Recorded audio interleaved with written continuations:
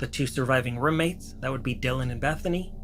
The male in the Grove truck surveillance video. He's actually making my point live also here. Law enforcement identified the DoorDash delivery driver who reported this information.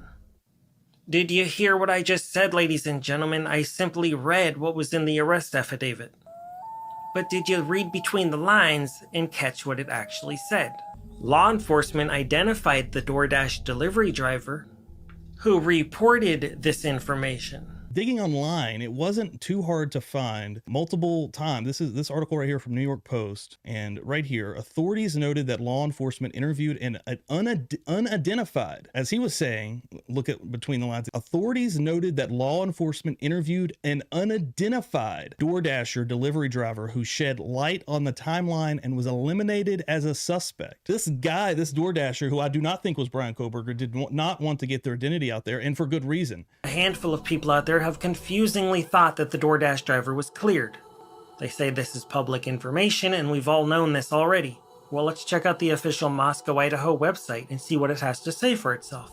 Right here on the official Moscow, Idaho website, they've got this entire page dedicated to the horrible crimes that happened on King Road on November 13th. And they have a special section, who is not believed to be involved.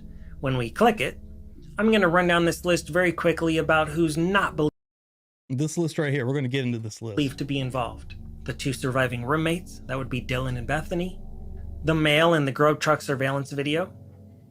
That's been rumored since day one that was Jack Showalter. However, there's a lot of males in the Grove truck video. Private party driver who took... He's actually making my point live also here. Kaylee and Madison home on November 13th.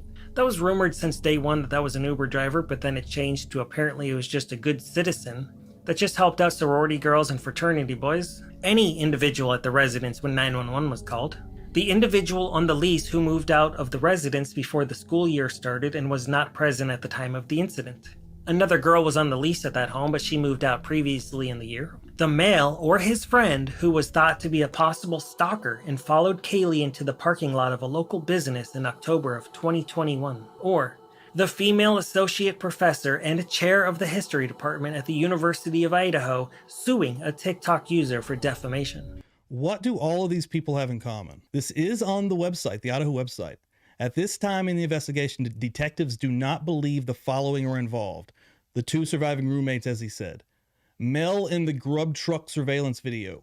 Private party driver, who also I have an article pulled up here that has come out publicly and wanted to speak.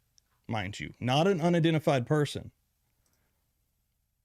The male, Kaylee and Madison, called numerous times during the night.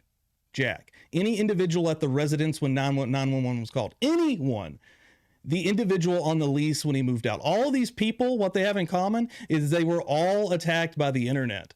All of these people were at one time or another blamed to be the killer. That's why all of these names are on this list. You know who's not on here is the DoorDasher, who is an unidentified person. They did not want their information out there like that. And they also weren't attacked by the internet.